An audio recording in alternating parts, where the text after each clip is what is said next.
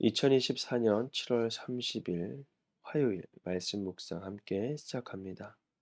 오늘 말씀은 예레미야 41장 1절에서 18절까지 있는 말씀입니다.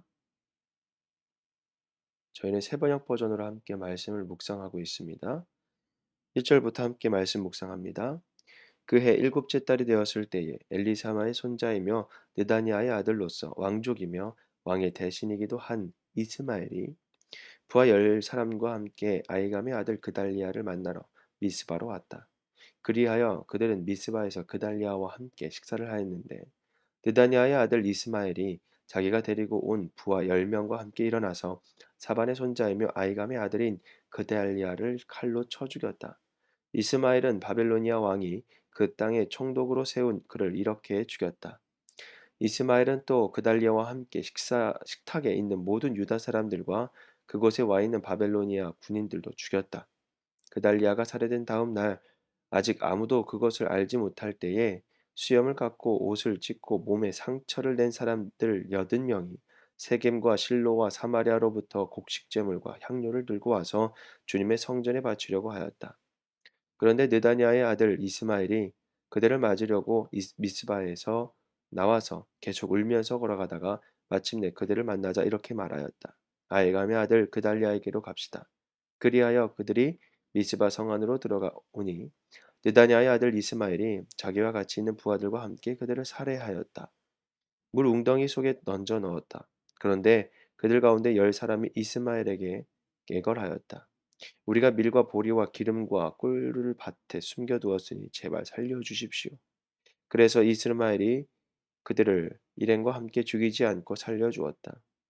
이스마엘이 사람들을 쳐 죽이고서 그 시체를 모두 던져넣은 물웅덩이는 아사 왕이 이스마엘 왕 바하사를 저지하려고 파놓은 물웅덩이인데 느다냐의 아들 이스마엘이 그곳을 송장으로 가득 채웠다. 그런 뒤에 이스마엘은 미스바에 남아있는 모든 백성과 공주들을 포로로 사로잡았다. 그들은 모두 근위대장 느부사라다니 아이감의 아들 그달리아에게로 맡겨놓은 미스바에 남아있는 백성이다. 그런데 느다니아의 아들 이스마엘은 그들을 포로로 사로잡아서 암몬 사람에게로 넘어가려고 하였다. 가레아의 아들 요하난과 그와 함께 있는 모든 군대 장관은 느다니아의 아들 이스마엘이 저지른 범죄 소식을 모두 전하여 듣고 부하를 다 거느리고 느다니아의 아들 이스마엘을 치러 쫓아갔다. 그들은 기브온에 있는 큰 못 근처에서 그를 만났다. 이스마엘에게 끌려가던 사람들이 모두 가레아의 아들 요하난과 그와 함께 모든 군 지휘관들을 보고서 기뻐하였다. 그리고 미스바에서부터 이스마엘에게 포로로 끌려가던 사람들이 모두 뒤돌아서 가레아의 아들 요하난에게로 넘어갔다. 그러나 느다니아의 아들 이스마엘은 부하 8명과 함께 요하난 앞에서 도주하여 암몬 사람에게로 넘어갔다. 아이감의 아들 그달리아를 살해한 뒤에 느다니아의 아들 이스마엘이 남아있는 모든 백성을 사로잡아 미스바에서 포로로 끌려가려고 하였으나 가랴의 아들 요하나는 자기가 데리고 있는 모든 군 지휘관을 거느리고 가서 포로로 끌려가는 군인들과 남자와 여자와 어린아이들과 내시들을 기브온에서 데리고 왔다. 그들은 다 같이 이집트로 들어갈 작정으로 도망치다가 베들레헴 근처에 있는 게롯 기암에서 쉬었다. 바벨로니아 왕이 아이감의 아들 그달리아를 그 땅에 총독으로 세워 놓았는데 느다니아의 아들 이스마엘이 그를 죽였기 때문에 그를 바벨로니아 사람들이 두려워했던 것이다. 아멘.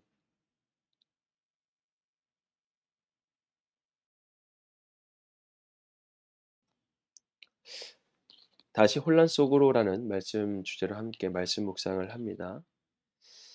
어, 이제 이스마엘이 암몬의 사주를 바꿔서 유다 총독이었던 그달리아를 암살하게 됩니다.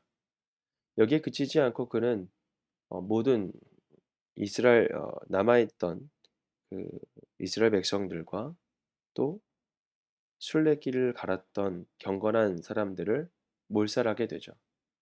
그리고 힘이 없었던 남은 백성들을 다시 유린하고 잡아갑니다. 그리고 암몬으로 넘어가려고 하였죠. 어, 이 남아있는 백성들에게 다시 혼란을 가져다 준 이 이스마엘. 이 이스마엘을 통해서 어 남아 있었던 이 백성들이, 물론 나중에 그들을 이스마엘과 그를 따랐던 8명의 부하들은 암몬으로 넘어갔지만, 또다시 남아 있었던 이스라엘 백성들이 다시 혼란으로 어 빠져들어가게 되었습니다.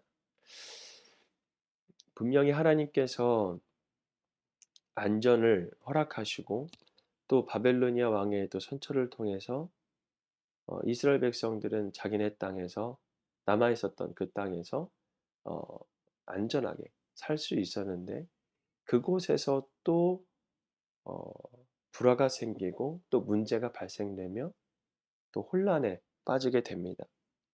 우리는 신앙생활을 하다가도 어떤 문제가 해결된 것처럼 느껴지지만, 그 문제를 해결한 뒤에 그다음 스텝에 또한 우리가 걸어가야 할 길들이 있다라는 겁니다.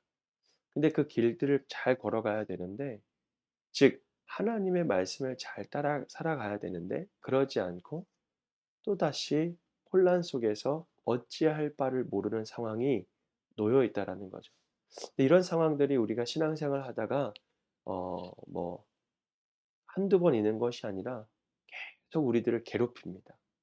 그렇기 때문에 우리가 어떻게 하나님 앞에 정말 어떻게 서 있어야 될지를 우리가 잘 구별하고 늘 하나님 말씀과 떨어지지 말아야 되겠죠.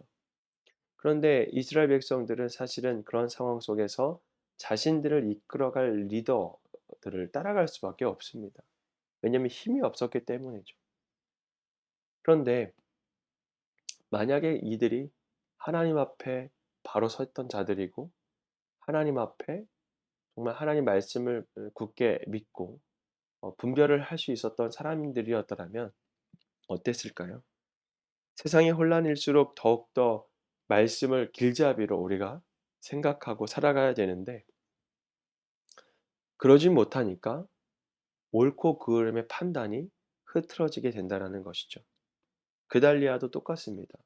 사실은 남유다 백성, 남아 있는 이 유다 백성들의 총독으로 세워졌지만, 이는 그저 바벨론의 왕을 잘 섬기면은 안전이 보장될 것이다 뿐이었어요.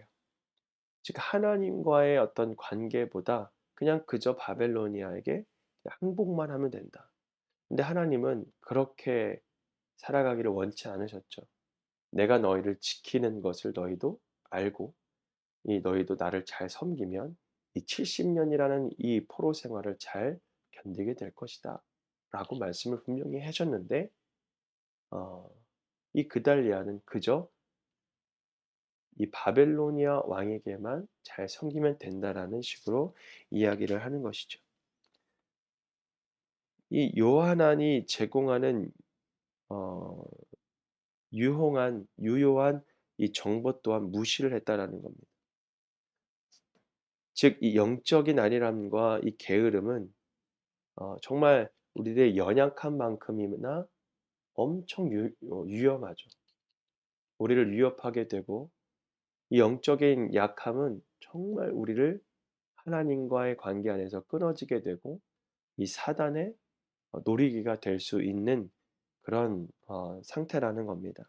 그렇기 때문에 우리는 늘 날마다 하나님의 말씀을 묵상하며 하나님과의 관계를 계속해서 유지해 나가야 된다라는 것입니다.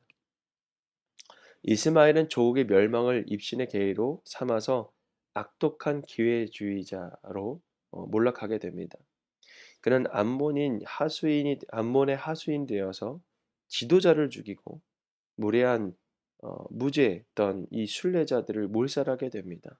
그리고 남은 백성을 암몬 사람의 손에 팔아 넘기려고 했습니다. 여러분, 교회와 국가의 어려움이 있을 때에 나몰라라 하며 그냥 오로지 자기 욕심을 채우는 일에 우리가 몰두하게 되면 우리의 삶도 사실은 이 이스마엘과 다를 바가 없으며, 우리의 삶도 언제나 약함을 드러내며 살아갈 수밖에 없습니다. 근데 이 약함을 하나님 앞에 드러내는 것이 아니라 그냥 세상 앞에 굴복당하며 살아갈 수밖에 없다라는 것이죠. 우리의 약함에 강함되어 주시는 그 하나님 앞에 우리가 믿음으로 나아갈 때에 이 다시 혼란 속으로 빠졌던 이 혼란의 연속이 끊어지게 될 것입니다. 여러분 혼란이 계속되기를 원하십니까? 아니면 끊어지기를 원하십니까? 끊어지기를 원하신다면 여러분 우리가 더욱더 말씀을 어 사로잡아서 이 말씀을 늘 우리들의 입술에서 우리들의 마음속에서 우리들의 생활 속에서 끊어지지 않도록 늘 묵상하며 주님이 주시는 지혜와 능력으로 또 주님의 이끌어 주심 가운데 순종함으로 살아가는 저와 여러분이 되기를 주님의 이름으로 부탁드리겠습니다. 오늘 말씀 묵상 마치겠습니다.